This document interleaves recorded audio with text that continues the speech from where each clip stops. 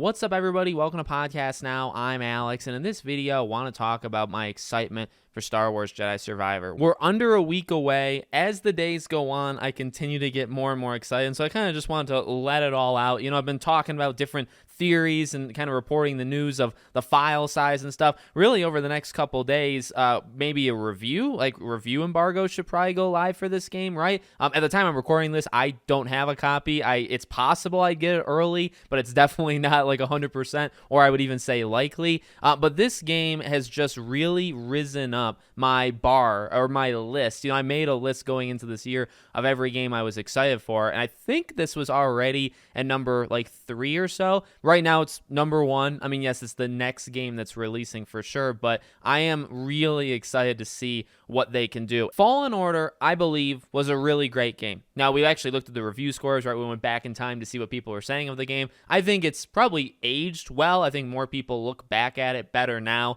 than they did when that game even came out. Even though when the game came out, I still really liked it at the time. I replayed it. I love it. Okay, I think it's a really good game. It definitely has its flaws. And so going into Survivor, those two things, well, number one, I think it's just going to do a lot of what Fallen Order did again, but better. So immediately with Fallen Order as your baseline, right, the lowest you can possibly go, at this point, most likely is Fallen Order. That's great. So I'm excited to even just kind of play. I guess I'm excited to play more of Fallen Order at worst, because I think that's what Survivor will be. At worst, these big open worlds, right, like Kobo taking, oh God, who knows, 10 plus hours, right, to be able to do everything in it. Well, at worst, it's going to just be more Fallen Order. At best, there's all these improvements. Now, we've talked about a lot of the improvements, some quality of life things like fast travel and just kind of getting from point A to point B a little bit faster or easier or whatever. Different enemies, different lightsaber stances for Cal, right? So then you have that wave 2, or the second thing. It's all the new things, whether it's improvements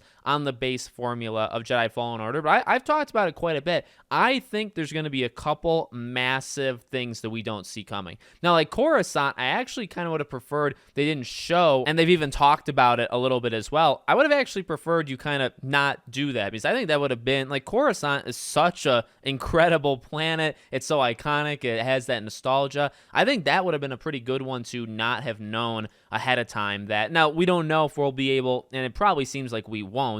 It's not a Kobo-like place where you're going to be able to go around for tens and tens and tens of hours. It's something where it's probably a story thing. It's a little bit more limited. That's fine. But I think there's going to be a couple big moments. I think of two, really. I think the Darth Vader scene at the end was such a, just unbelievable. You could kind of predict it, or you could have thought that Darth Vader was going to be in the game, but then seeing him and just how they did it, I think was incredible. I'd even say, a lot of the flashbacks, and specifically the Order 66 scene, again, I mean, you could probably see that coming throughout the game, where it's all right, well, you're training, and you know what era you're in, so you probably know how this is all going to go down, right? But, I look at those as those really big kind of next level, and you could keep going. I guess even Saw Gerrera being in it, and kind of the arc that they went with that. There's some really huge moments. Some of them you could see coming in the game. Some of them you would, could have predicted going in, but you wouldn't know for sure.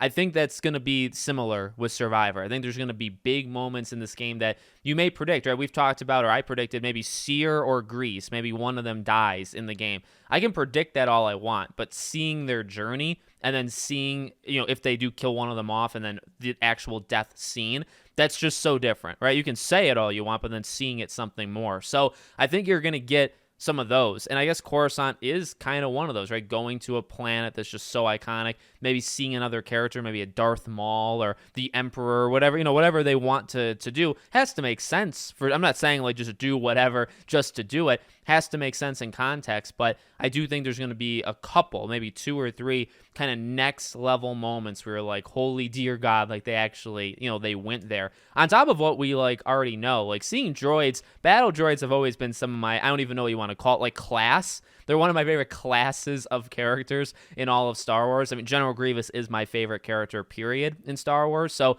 just seeing battle droids, seeing droidicas, it's just so great to see them. And those are just things that we see. I don't know how much more you'll do in that, genre, of character class, but you could probably do other things that we don't even know. And I'm just so excited to see what they're going to do. And again, I think at worst, this game is just kind of like a Jedi Fallen Order 1.5, which to some, and I would understand that. I think that would be a criticism. You play this game, you say, well, it's just more a Fallen Order. That doesn't necessarily mean that this game's going to be great, but I kind of think that's the low end. I think these improvements that we've already seen, and that's just what makes me super, I guess, confident. Maybe I liked Fallen Order more than most people, but I don't know. Like, those reviews, again, really caught me off guard, that the reviews they're not low. I mean, I think it was a 79. That's not like insanely low. Dead Island 2 was getting lower scores than that, and people are like, calm down. That's not actually that bad, right? Like, mid 70s isn't too bad, but I just thought it was higher. Because, like, I don't give ratings, but I don't think Fallen Order is a 79. I think it would be much higher than that. But I have great confidence in Respawn. I think they're kind of the Star Wars saviors, at least with video games,